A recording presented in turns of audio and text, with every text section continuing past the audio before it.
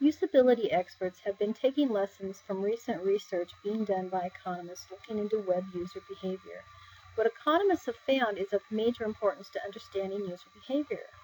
What they discovered was user behavior is much lumpier, meaning they have periods of high internet activity which alternate with periods of low activity.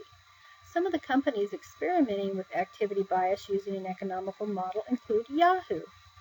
Yahoo did an experimental study where they posted a promo video on a totally unrelated site, Amazon's Mechanical Turk service.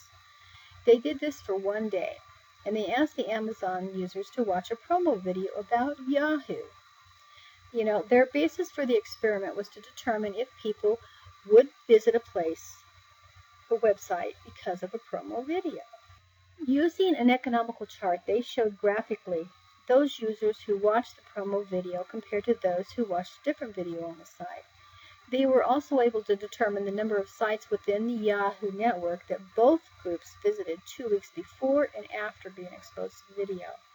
Yahoo did receive a huge 144% increase in visits to their site on the day it aired. The second day there was another modest increase of about 43%. Okay, that would all be great, but on the day before that promo aired, Yahoo was already showing a 36% increase. So they were already experiencing viewer increases before the video went live. As they looked into the matter even further, they discovered that users who went to Amazon and didn't watch the Yahoo video had the same behavior patterns as the users who did.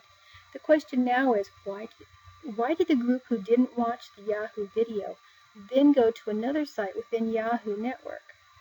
Yahoo explained this phenomenon as activity bias.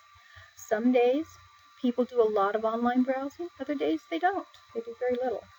There was no relationship between the group that watched the promo video and those that didn't. It kind of throws the concept of behavioralism out the window just a little bit.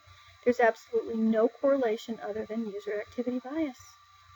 Still another experiment was performed using the search engines Google and Bing.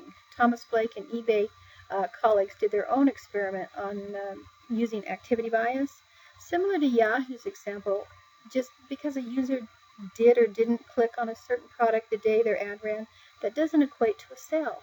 What is known is that on low user days, people tend to click less and buy less. On high user days, they click more and buy more. eBay went one step further and shut off all their brand ads.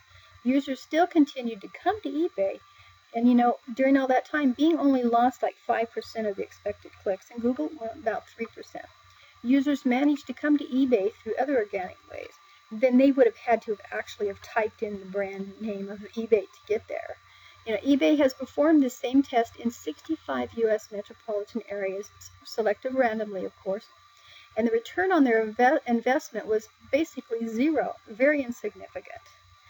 The main point is sales would have happened without the ads. Users can click and buy, but that doesn't necessarily prove causation. The ads didn't cause it.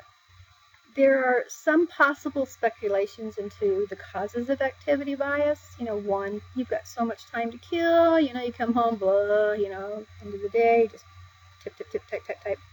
It's captivating. One thing leads to another. You're on Farmville. The next thing you're out playing Google Drive something, anything. There are also external factors. There's research. You might be out there looking for a paper. Maybe you're looking for interesting hobbies or ideas. Your moods always change. And then you got world events. Maybe you're all cooped up or the weather's bad. Sometimes you can get online, sometimes you can't. No one is 100% sure what causes activity bias, but we do know that it's real and that it makes online behavior lumpy.